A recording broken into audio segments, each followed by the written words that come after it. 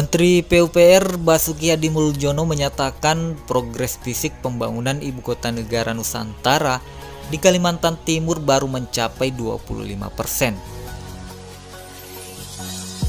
Namun ia tetap optimis di bulan Agustus nanti, tepatnya di tahun 2024, pemindahan ibu kota negara sudah bisa dimulai. Mudah-mudahan Agustus 2024 sudah ada di sana.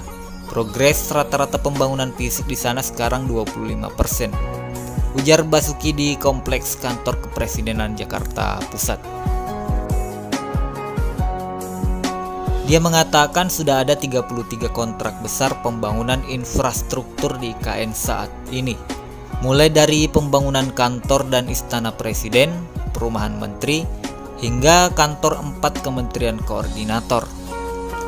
Sementara itu ada sederet sarana prasarana yang dibangun juga, mulai dari jalan arteri, jalan tol, bendungan, pengelolaan sampah, pengelolaan limbah, pengelolaan air minum, dan juga landmark sumbu kebangsaan.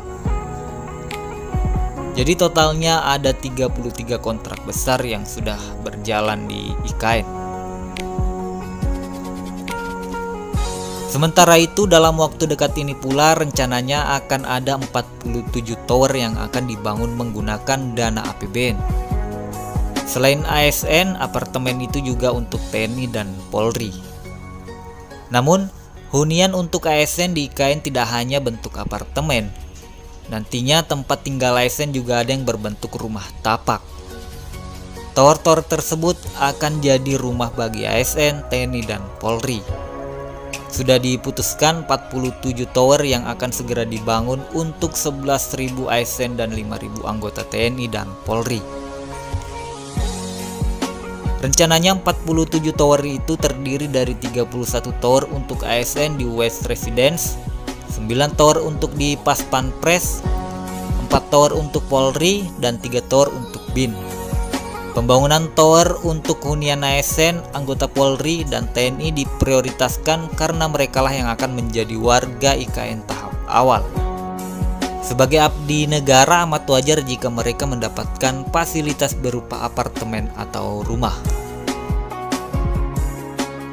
Presiden Joko Widodo berencana mengajak para investor untuk mengunjungi ibu kota Nusantara setelah Idul Fitri mendatang. Hal itu disampaikan Menteri PUPR Basuki Hadimuljono usai bertemu Presiden Joko Widodo di Istana Kepresidenan. Ia menuturkan para investor yang akan diajak berasal dari dalam negeri maupun investor asing. Mereka akan diajak melihat perkembangan pembangunan ibu kota Nusantara sebagai acuan untuk berinvestasi. Basuki juga melaporkan peta tata guna lahan kepada Presiden Joko Widodo di Istana Kepresidenan. Keberadaan peta tersebut untuk pedoman Presiden Jokowi saat nanti memberikan penjelasan kepada para investor. Selain itu, peta juga memberikan gambaran soal kawasan inti pusat pemerintahan seluas 6.600 hektar secara lebih terperinci. Dari luas 6.600 hektar itu, sebanyak 63% merupakan kawasan hijau. Pembangunan IKN terwujud berkat kerjasama antara pemerintah dengan para investor. Kepala Badan Perencanaan dan Pembangunan Nasional Suharso Monoarfa menyatakan bahwa banyak investor yang ingin bergabung dalam proyek pembangunan IKN. Oleh karena itu, master plan-nya akan terus disempurnakan. Dalam artian, IKN akan mendorong peningkatan investasi di Indonesia. Kotanya belum jadi, tetapi investornya sudah mengantri untuk ikut andil dalam pembangunannya. IKN menjadi masa depan Indonesia dan jadi kota impian yang modern dan serba digital. Amat wajar jika para investor ingin masuk ke proyek IKN karena dijamin menguntungkan. Para investor amat tertarik untuk menanamkan modal karena di Kalimantan memang memiliki banyak potensi dari sumber daya alam, bahan tambang sampai sumber daya manusia. Potensi ini yang akan diolah jadi unggulan.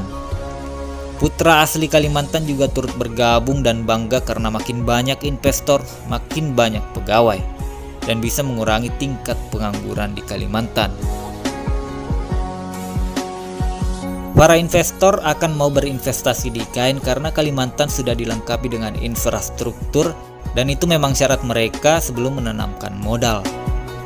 Pemerintah sejak beberapa tahun lalu memang menggalakkan proyek strategis nasional, tak hanya di Jawa tetapi di seluruh Indonesia, termasuk juga di Kalimantan, salah satunya di IKN ini.